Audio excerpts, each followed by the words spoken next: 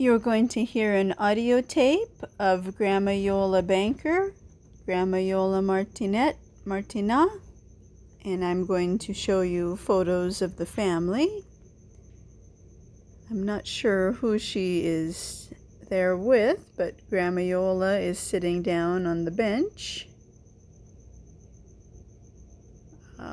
That's definitely not my mom, Lonnie, and Grandma Iole was young there before she had children. Must have been a friend.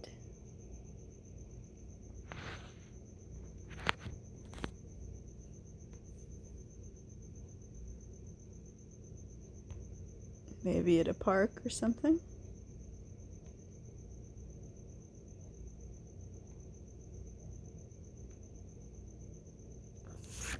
And this photo, I think, is of Grandpa Bob when he was very young. The car definitely looks old enough.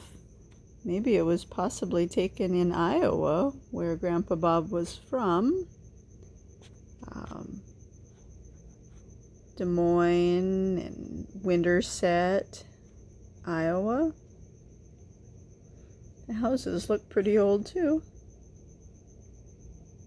I guess it's possible it could be Grandpa Bob's brother, Lefty, but I think to me the face looks a lot more like Grandpa Bob, and that face kind of looks like my mom's face, Lonnie.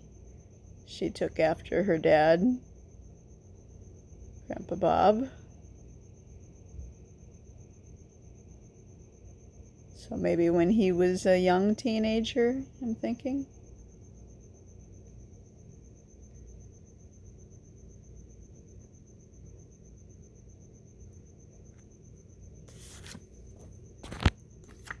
And this photo, I don't know who it's of. I'm thinking it's a friend of the family. A friend of Ida's.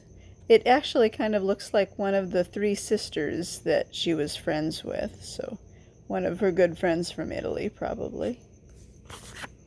Okay, back to our family.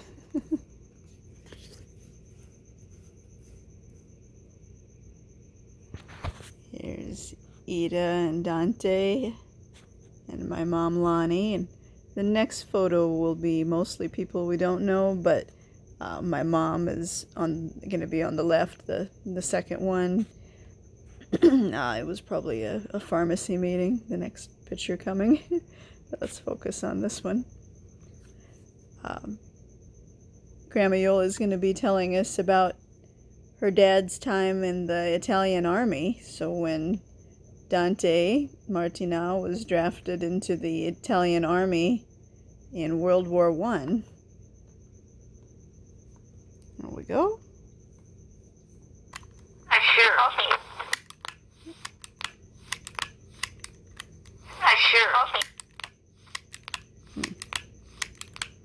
didn't get it at the beginning. In the dark nights of the Concordat. Tell me. I think the Germans blew up or sunk a submarine,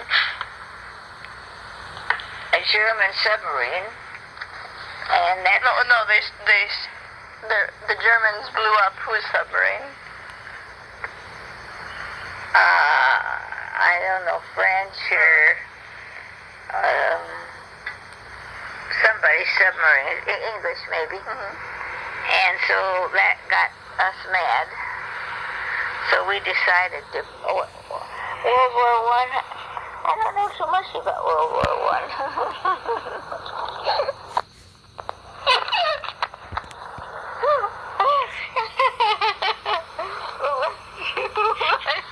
I should know World War I. My dad was in it. He was... I know they were fighting the Americans. And the Germans? I'm not sure. Where was your dad fighting? Like where? Well, in Italy, yeah. In the valleys, then. He wasn't sent somewhere else. He was a baker. Well, you think you should be in the army? Because he Oh yeah, we were laughing a lot because at the time I was surprised, like he's, you know, what do you don't bake in an army, you know, but I guess they do have bakers in an army. But we were laughing because we realized we didn't have a very good conception of who was fighting who in World War I and how it started. So we had a good laugh there, just laughing at ourselves, forgetting so much history. So there's my mom, Yolanda Lonnie, banker at the time, the one in the black, second from the front there. And I'm pretty sure this must have been some kind of pharmacy meeting, pharmacy get together, you know, everybody bring a date. She went on a lot of dates with a lot of people, so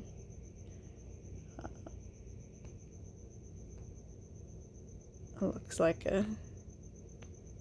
some kind of pharmacy meeting maybe.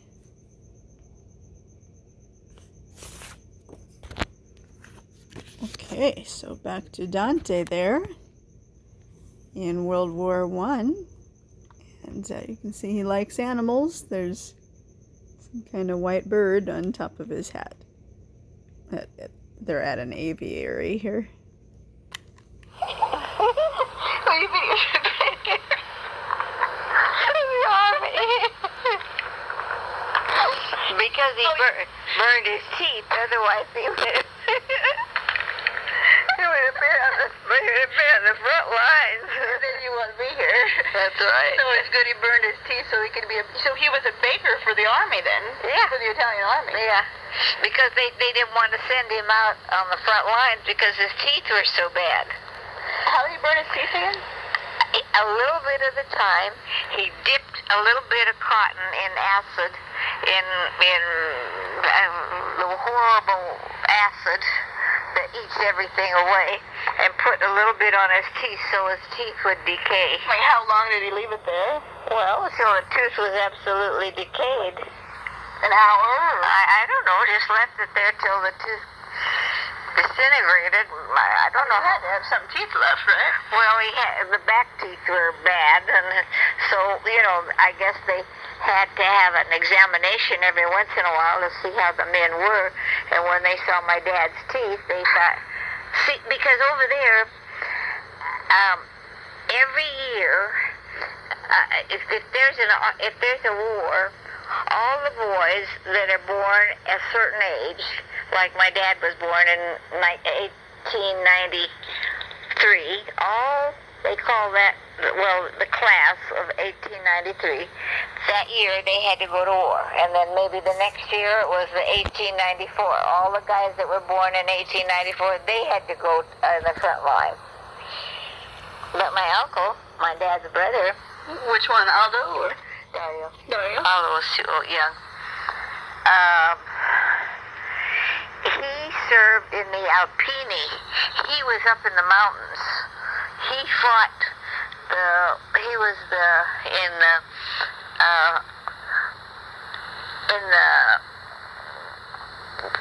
you know, trying to get rid of the Germans. Was he in the, like, if he was Alpini, was he in the mountains, like the Alps right by Pinerolo, or was it more the Dolomite? I don't know. No, they just called it the Alpini. Like, did he have to go far away? I guess, yeah. I know, I used to, I remember as a little kid, would you please tell me a story of when you were in the army, you know, so. Do you remember any of it? I remember certain parts of it. So yeah, the Alpini, it's a certain part of the Italian army, I think, at the time in World War I that fought up in the Alpine regions, you know, in the mountains there, in the Alps. So Dante's brother, Dario, was in the Alpini group, but for some reason Dante, I I guess was not in the Alpini. I don't know why one brother would be in that group and the other one, Dante, would just be in the regular Italian army. I'm not sure. You know, so. You remember any of it? I remember certain parts of it. Like what? Well, I guess my dad kind of remembered that when I guess maybe they could see the war coming to an end. Mm-hmm. So wherever they went, I don't know wherever they were. Somewhere still in the Alps, though. Yeah, he was still in the Alps, and my dad he wasn't in Pina. They'd sent him someplace else to be a baker, another country, another city. But somewhere still in the province, more or less. Well, yeah. But when they saw that it was coming towards the end of the war, they started retreating from wherever they were to go back to like where they came from. Mm-hmm. And he said, "Oh, that was really bad." And my uncle said that too, that because up in the mountains they all saw the end coming, and they didn't want to, they wanted to go back to where they came from. And so it was like, many, many days, because of course it was all walking and at night, and it was probably very disorganized, and they had nothing to eat. They would, poor farmers, they would go in, and if they saw a farm, they would just grab a chicken and cook it and sleep in the barn, and so it was, and my dad did that, and my uncle did it too. So it was for a long time. It was like 42 days or 52 days for a long time to get back home. Yeah, it was, and nobody knew where anything was, and it just everybody was on their own. It was all on their own. It was kind of like once the war was coming to an end, everything. Yeah. It was kind of just like when Benigni's movie, when they saw but at least they had trucks and stuff, and it was a little more organized. But this was walking, and it rained. It just poured rain. I bet it snowed too, real cold. It was very cold and wet, and they would at night they'd have to sleep in somebody's barn, and it was a hard retreat, and they called that a retreat, and I think that was one of the hardest things my dad had to do in the army besides burning his teeth. Was when and my uncle did too, because he was in the Alps, and there was probably not so many farms up there. And then water and everything. They, probably wasn't trails either. Oh, of course not. Oh, yeah. So it was. That was very hard. I can imagine. Mostly because it was disorganized. Nobody knew what anybody was doing, and of course they didn't have telephones or anything like they did. That nobody knew exactly what was happening, except probably rumors were that it was coming to the end, and they better get the hell home, try and get home. So they didn't get captured as like a prisoner of war? Yeah, sure. So that was, of course, that was better than being shot at. But some guys were using gas at that time, poisonous gas.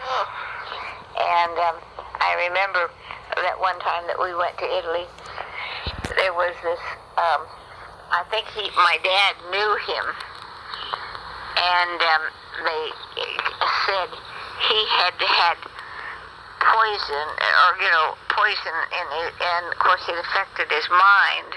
He was like in a trench maybe where the he was in a trench with the poison gas, But your dad and uncle did? No. So they weren't really like on the very front row? They weren't on the front line. My uncle was probably more on the front line. He was up in the mountains. But he was up in the mountains. When you're up in the mountains, you're so safe. I see that everywhere. Yeah. All the cultures, it's like up in the mountains is really... Yeah, you had, you could hide and stuff like that, except my dad's family, World War II, they were up on the hills, like maybe Sierra Madre, only just maybe a little bit higher, and they hid because they hated Mussolini. Yeah. My grandpa hated Mussolini, just vehemently, and they helped a lot of people. That, what do you call them? Traitor. When they were helping. American. American side bombing up Mussolini bridges and stuff like that. The underground, I think it was. So Dante's family there up in San Secondo, they hid a lot of these people that were, helping fight against Mussolini. They were helping good guys, so Dante and his family were good guys who were helping good guys, trying to defeat the bad guys. American. American side bombing up Mussolini bridges and stuff like that. Mussolini stuff they were bombing. Yeah. So they helped a lot of those people. What do you call them? I don't know, the enemy, or their enemy, Helping the enemy. There's a word for them, but anyway. Huh? Traitor. Traitor for. They were good traitors, and somebody tattled on them and said that's what they were doing. They told the fascists, so they came up to the house and they burned the house down. They made them watch, and of course, just by the luck of I don't know what, they weren't killed because they were shooting them right and left like they did in Benigni's movie. They called them traitors. Like Life is Beautiful, when she says Benigni's movie, she means the movie Life is Beautiful. So yeah, she said that the fascists burned Dante's family's house down in San Secondo, and the fascists made Dante's family watch as their house was burned down, watch their house being burned down. And it is surprising that the fascists didn't just shoot Dante's entire family and kill everybody. I don't know why they didn't. I'm glad they didn't, but maybe they didn't want to waste a bullet or something, hopefully. But or maybe somebody in Dante's family did something to convince them to please spare them. So that was, terrible that somebody tattled on them and said, hey, Dante's family is, part of the underground helping the other side. And it was terrible that their house got burned down. I mean, it was probably a very simple house to begin with, but, when your house is burned down, then you're homeless and you have no shelter or anything. And, if they did have any few possessions, those things probably meant something to Dante's family. So it's terrible that, that happened. It's just, it's a miracle that they were spared and not shot to death. So they came up to the house and they burned the house down. They made them watch, and of course, just by the luck of I don't know what, they weren't killed because they were shooting them right and left like they did in Benigni's movie. And they called them traitors. And who called who traitors? Well, fascists they would say, well, you're a traitor when you're to your grandpa. Yeah, because you harbored their enemies. Yeah, their enemies. And so for that you're going to get punished. And so they got punished, so they didn't have a house anymore. And made them watch. I don't know. Live with friends or something for a while. Yeah, and it was just, really bad. And of course they were scared half out of their wits because they, had to live through that. And it's too bad when I went and I was 27.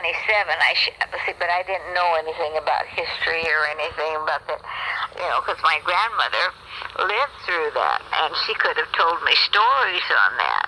But I didn't pursue that. Well, you see her too much. But, it was pretty sad because then there's nothing to eat, no home, and cold probably, and snowing and raining and everything else. So Just a good thing they lived through it. oh yeah, it was very bad. Lucky to have their life. Have what? Lucky to have their life still, Oh yeah, lucky.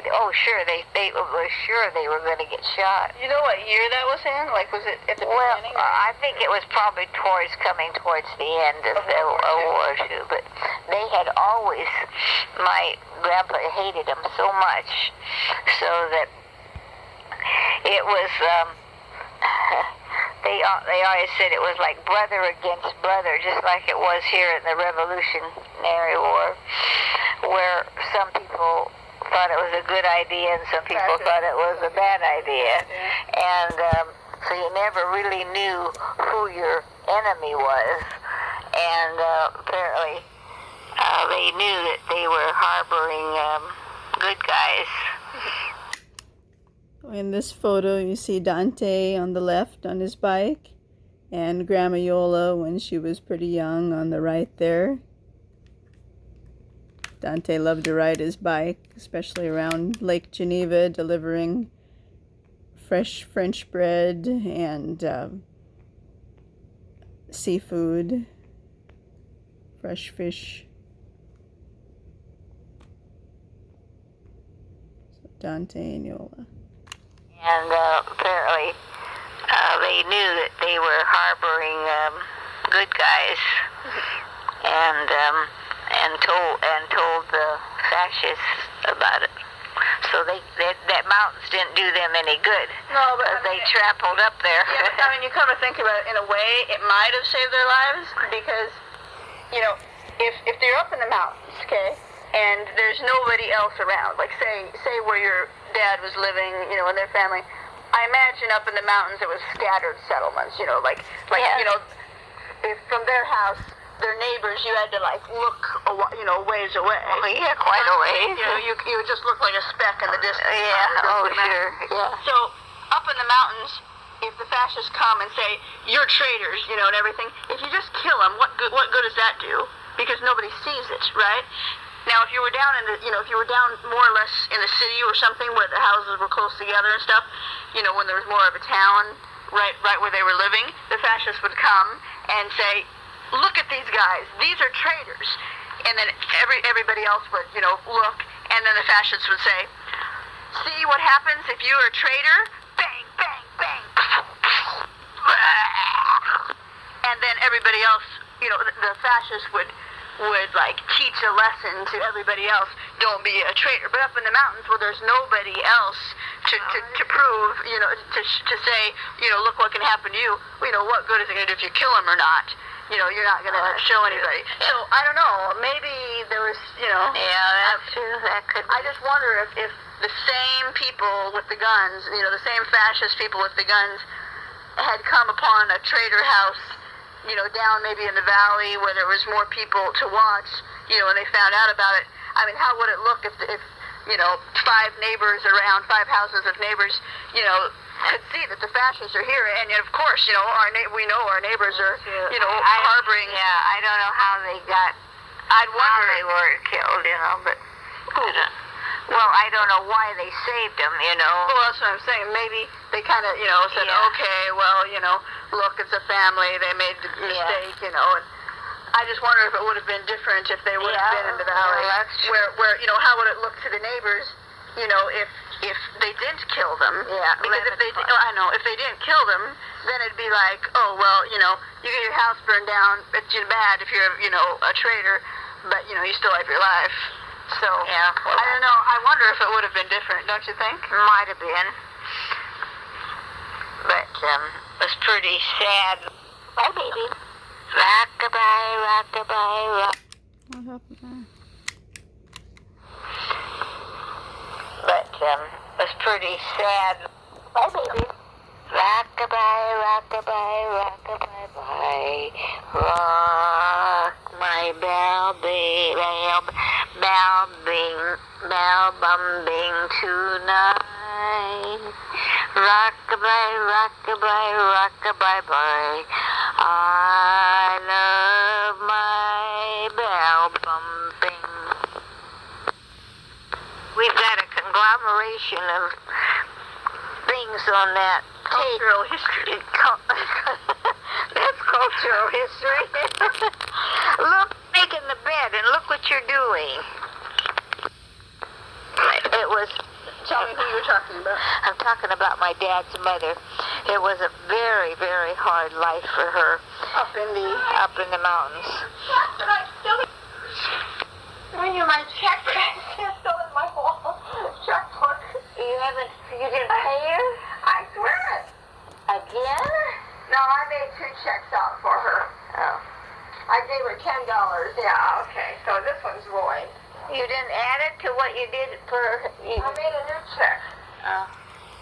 Okay, then can you start over, please? What do you want me to say? Okay. It's a nice picture of Ida and Grandma Iole together, mother and daughter.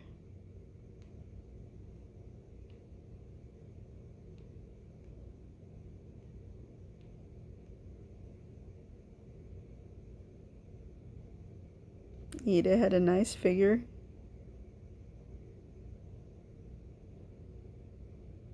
I don't think she was ever really chunky. I mean, she probably tried to take care of herself.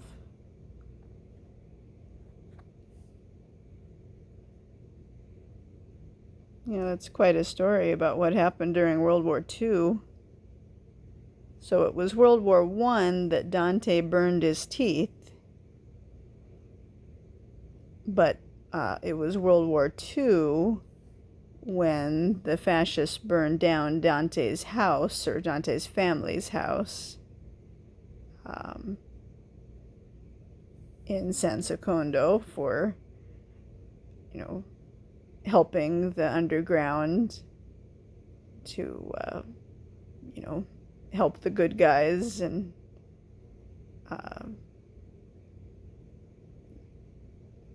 try to win against the bad guys of World War II.